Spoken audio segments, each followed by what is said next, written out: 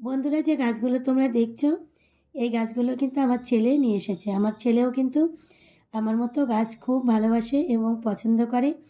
তাই কোথাও গেলে ওর যদি কোনো গাছ ফুল দেখে পছন্দ হয়, ও কিন্তু সঙ্গে সঙ্গে নিয়ে আসে। তো এই গাছ দুটো ও নিয়ে এসেছে আর খুবই যত্ন করে গাছগুলোকে।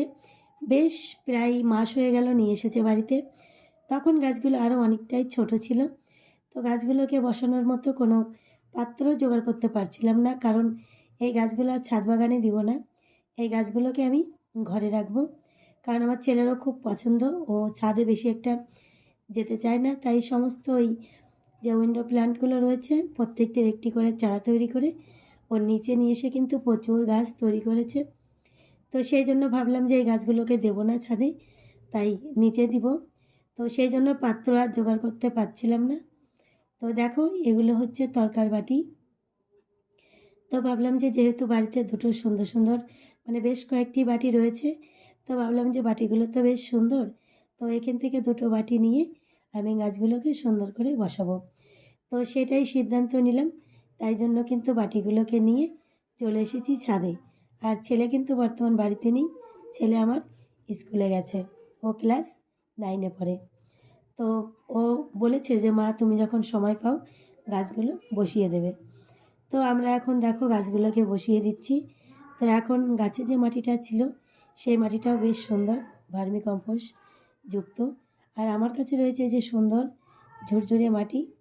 তো সেই মাটি আর যে মাটিটা ছিল টবে, সেই মাটিটা সুন্দর করে ছড়িয়ে দুটো মিশিয়ে গাছগুলোকে কিন্তু বসিয়ে দিলাম। আর এই পাত্রগুলোকে একটুও ছিদ্র করিনি, কারণ এই গাছগুলো আমি ঘরে রাখবো।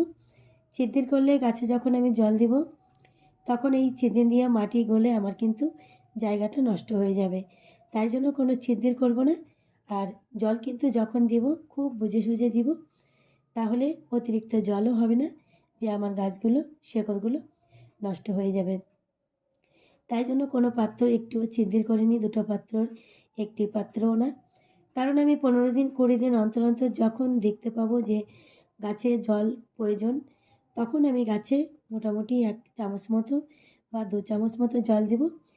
তাহলে এই মাটিতে কিন্তু চুষে নেবে জলটি, আর আমার গাছেরও কিন্তু জলের কাজটা হয়ে যাবে। আর এই যে পাতাগুলোর মধ্যে কিন্তু প্রচুর জল রয়েছে, এদের কিন্তু জল লাগে না বললেই চলে।